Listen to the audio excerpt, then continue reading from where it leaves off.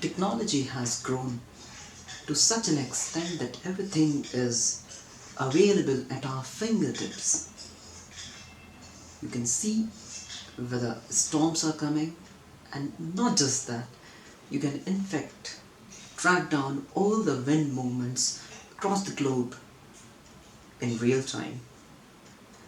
There is a site known as earth.nullschool.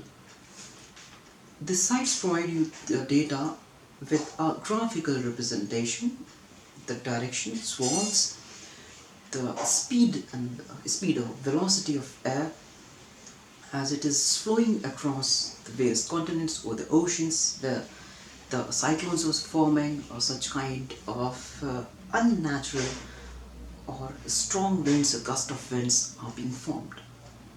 So the site allows you to do the interactive thing where you can just rotate the earth as easy as it can be done with a tip of your finger and make you feel godlike.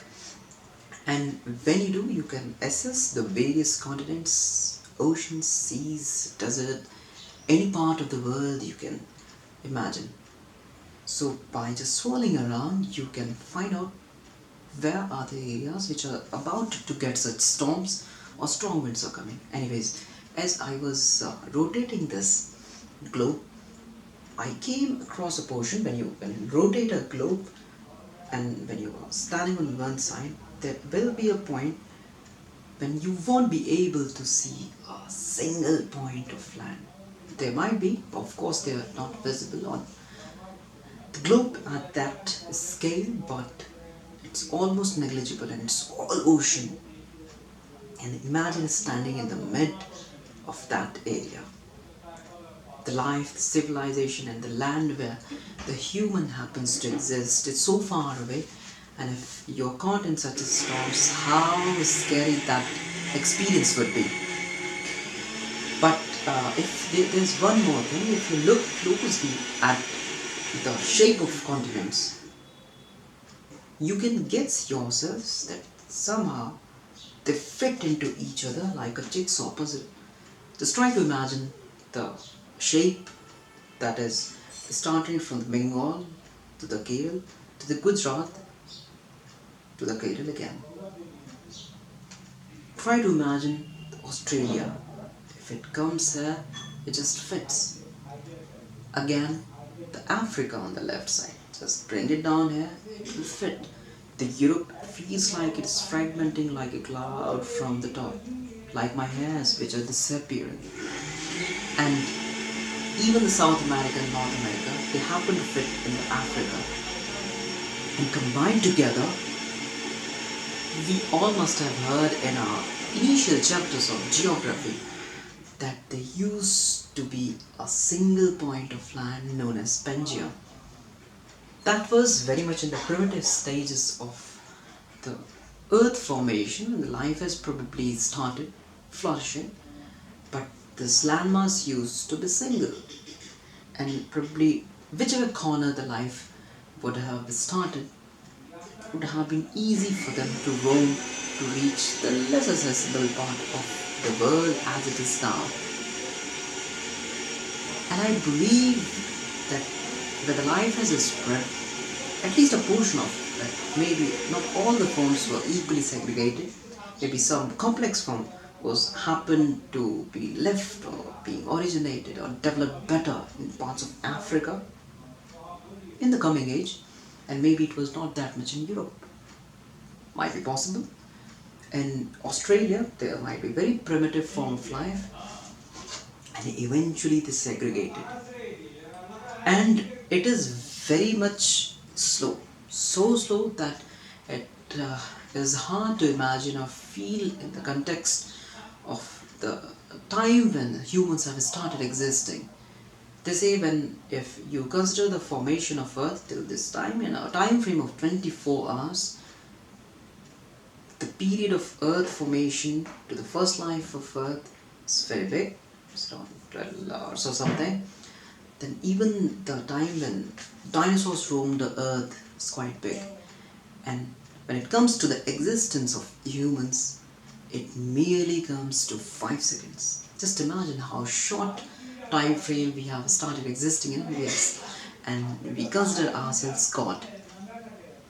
And this long time frame period of time matches with the evolution. Evolution, it takes time, and according to Darwin, no matter how much time it takes for the betterment. And when the situations are maybe changing for the better, or even it may make the life tough, the life finds its way. They say that even the oxygen, which we consider to be the life supporter on the earth, is so much detrimental to the life of the cell that it's hard to believe how we have started to survive in oxygen.